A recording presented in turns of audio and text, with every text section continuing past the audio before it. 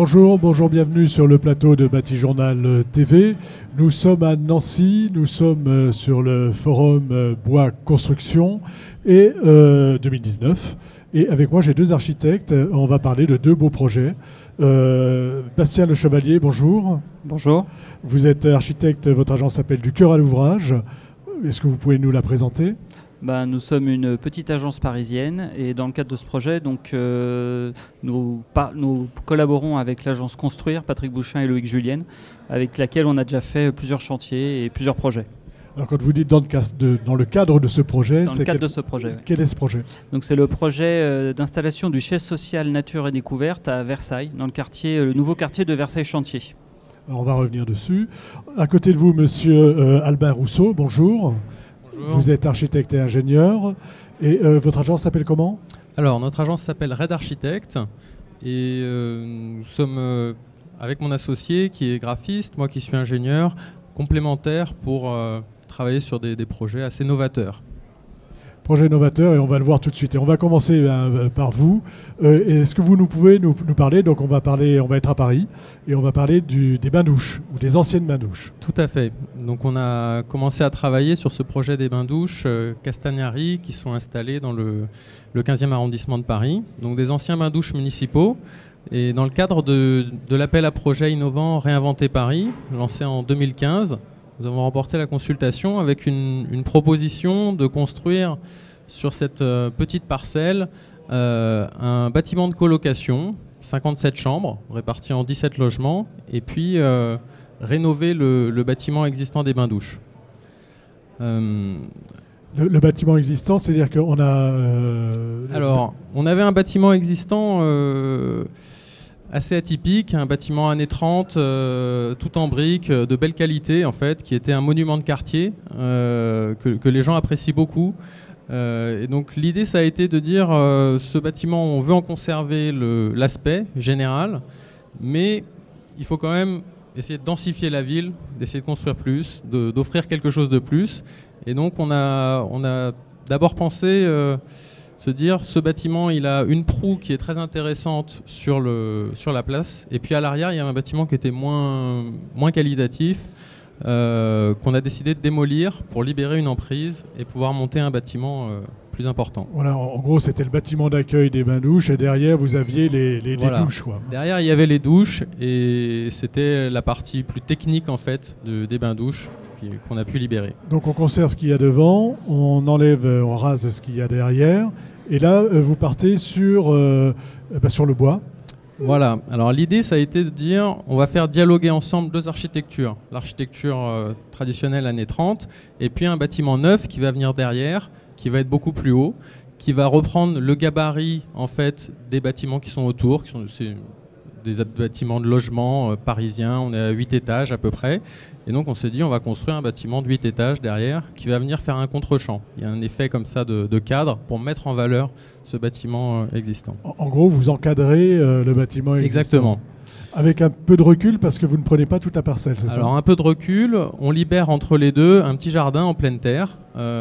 Et c'est aussi cette implantation, une logique bioclimatique, c'est-à-dire que la grande façade qu'on voit du bâtiment, elle est orientée plein sud, et du coup, elle vient, on l'a voulu très vitrée, de manière à prendre des apports solaires, et puis ouvrir au maximum les logements. On a un bâtiment qui est mono-orienté, qui vient s'adosser contre un pignon, et donc qui voulait au sud venir s'ouvrir complètement.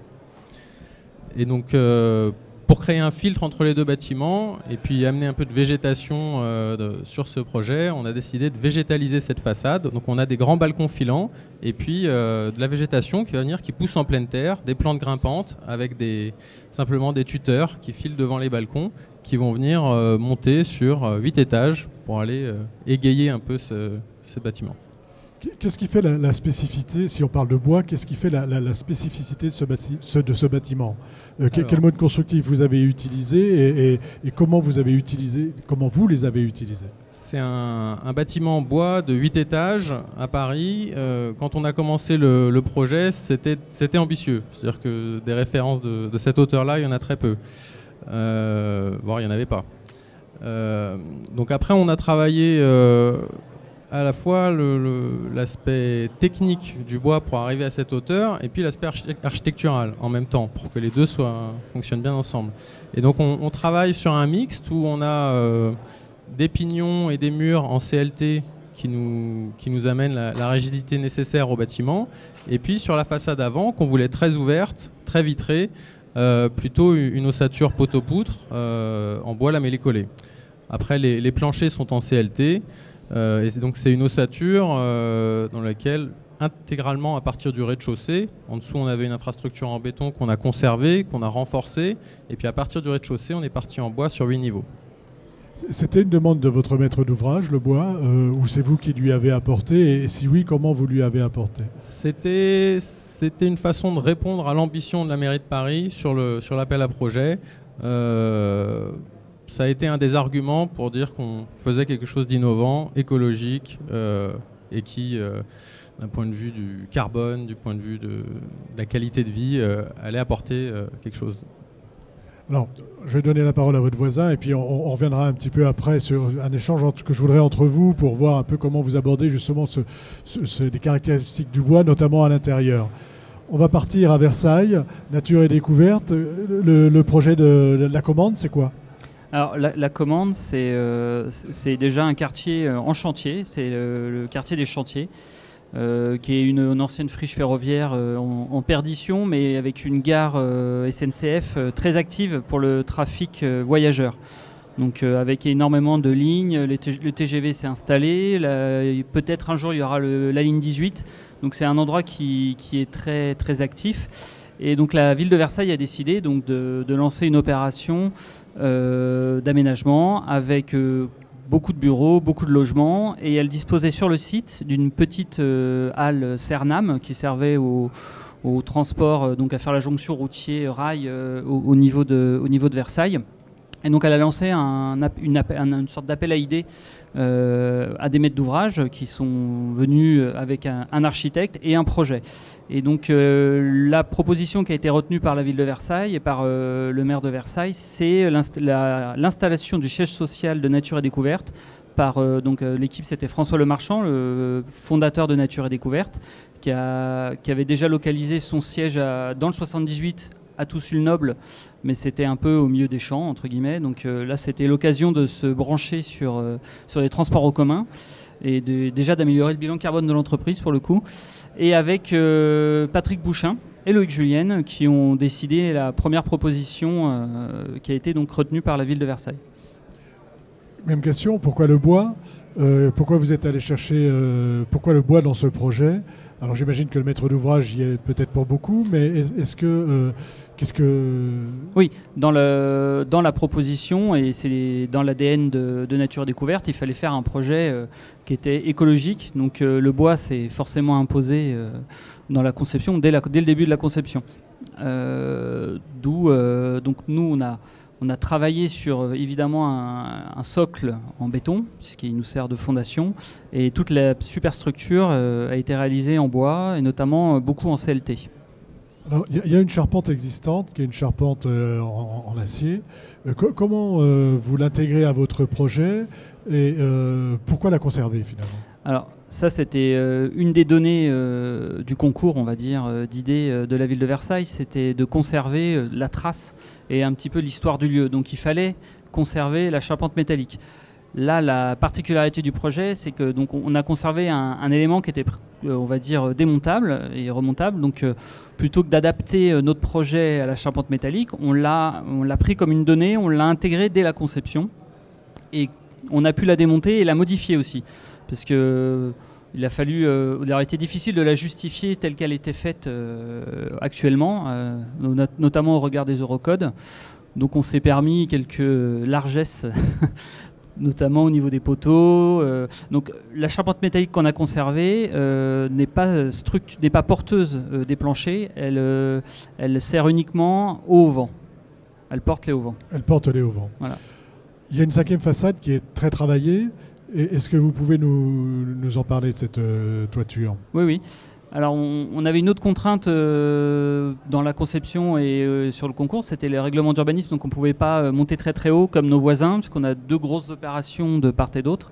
On a été obligé de limiter la hauteur pour conserver une vue sur les coteaux. On a des très beaux coteaux du plateau de Saclay qui sont en arrière-plan du bâtiment. Par contre, on avait le droit à certaines largesses sur la découpe de la toiture. Et donc, on s'est permis notamment côté nord de créer des cornettes. Donc des cornettes, il y a les cornettes ouvertes qui sont les plus grandes et les cornettes fermées. Les cornettes ouvertes sont là pour protéger la charpente métallique, pour marquer des petits jardins qui sont au rez-de-chaussée. Et les cornettes fermées sont là pour amener la lumière du nord au cœur du bâtiment. On amène la lumière du nord, hein, pas la lumière du sud. La lumière du nord. On se protège plutôt de la lumière du sud. Notamment le haut vent nous apporte une protection. C'est-à-dire que le haut vent au nord est totalement vitré pour ne pas couper les apports de lumière naturelle dans les bureaux. Et par contre, côté sud, on a une bande de 250 mètres carrés de panneaux photovoltaïques qui fait un peu brise-soleil pour l'été. Pour l'été, donc on se protège davantage. Alors, je reviens sur ces cornettes. Une couverture un peu particulière, je crois. On a l'impression comme ça que c'est du zinc et ça n'est pas. On dirait du zinc à joint de boue, mais en fait c'est de l'aluminium. Donc c'est un produit belge, je crois, qui est encore peu usité en France. L'entreprise s'appelle Préfal. Et donc c'est un peu une première pour eux. Et qu'est-ce qui fait l'intérêt de cette couverture pour vous ? Déjà sa légèreté, puisque il n'y a pas plus léger en couverture métallique, je pense. Et sa protection à la corrosion, parce que l'aluminium a priori ça rouille pas trop, et en plus c'est laqué, donc c'est doublement protégé. D'accord, donc beaucoup de lumière naturelle qui arrive par ces cornettes, parce que en bas, dans le bâtiment, c'est complètement ouvert. Oui, le parti initial c'était de faire des bureaux en open space. Donc on a 2 plateaux, donc rez-de-chaussée R+1 qui sont complètement ouverts. Donc horizontalement, et verticalement c'est pareil, on a une succession de trémies, on n'avait pas de sujet de désenfumage particulier, donc on pouvait laisser tout ça ouvert, et ça nous a permis donc de donner à voir la toiture depuis le rez-de-chaussée. Comme ça on perçoit toute la maison, nature et découverte. D'accord, donc on a vraiment une vue d'ensemble et on est dedans avec beaucoup de bois à l'intérieur, beaucoup de bois aussi chez vous. Et je voudrais qu'on parle de cette notion un peu de bois. Pourquoi vous gardez le bois à l'intérieur et finalement on le voit assez peu à l'extérieur ? Dans notre cas, on voit beaucoup la toiture. On voit beaucoup la toiture. Mais quand au niveau de la rue, il y a quand même un peu de bois. Il y a quand même un peu de bois, d'accord. On a 2 façades de 100 mètres. Donc j'ai dit une grosse bêtise. Non, il y a 2 façades de 100 mètres, donc nord et sud, qui sont bardées avec des bardeaux mélèzes sciés.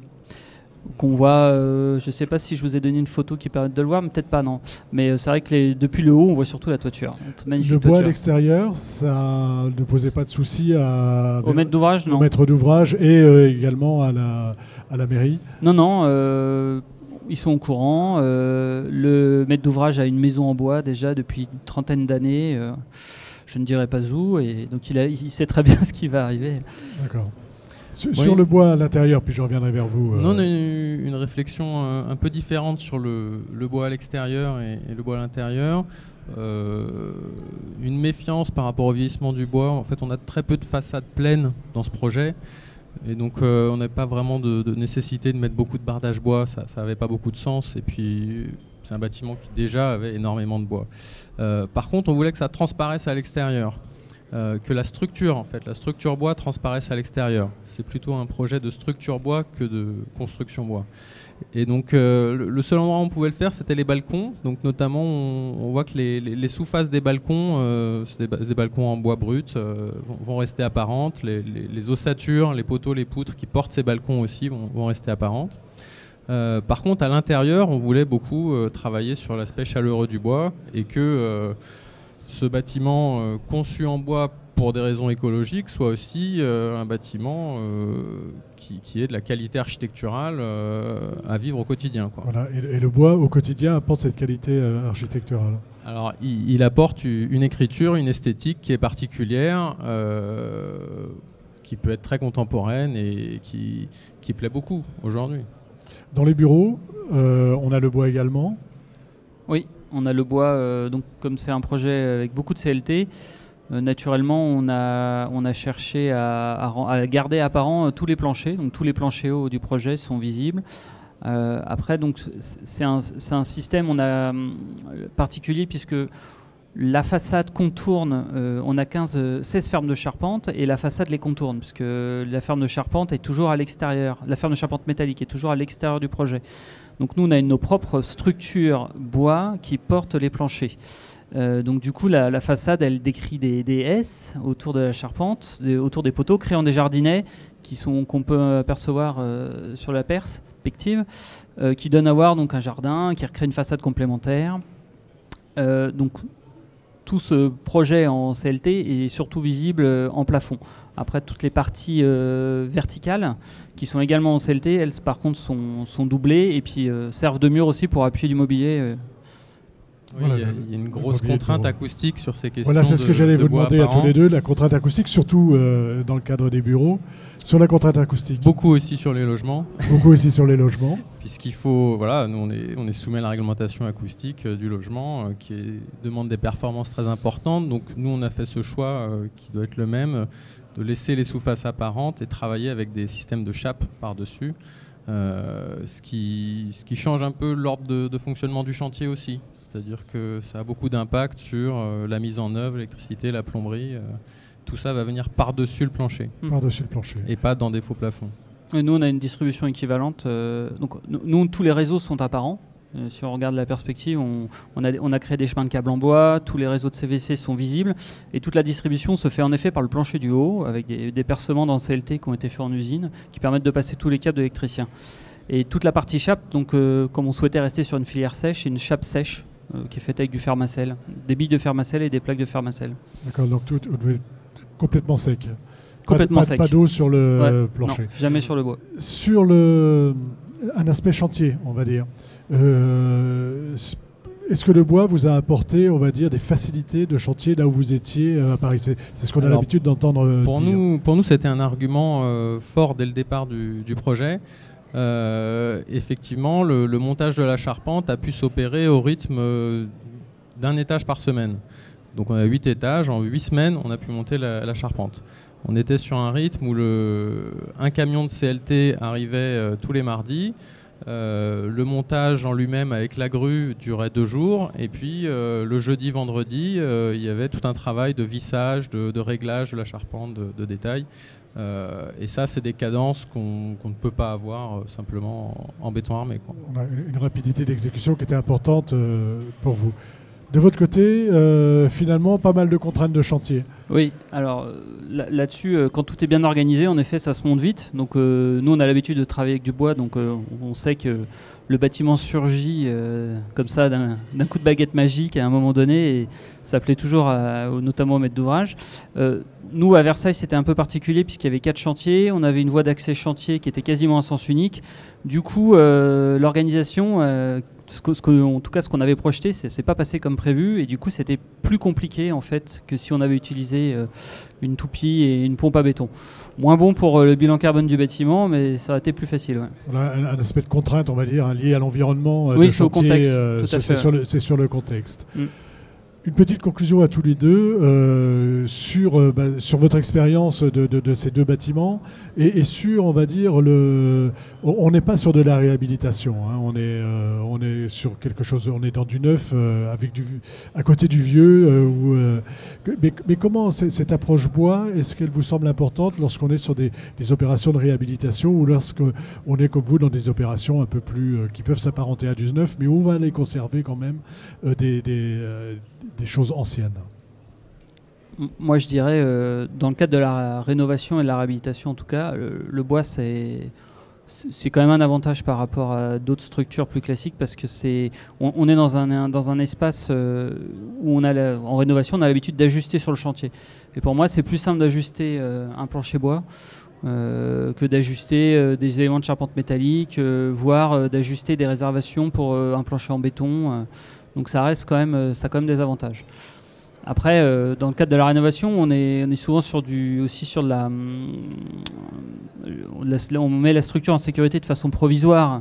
Donc on crée un étaiement, et la rapidité d'exécution du bois permet aussi de raccourcir ces phases qui sont toujours un petit peu difficiles.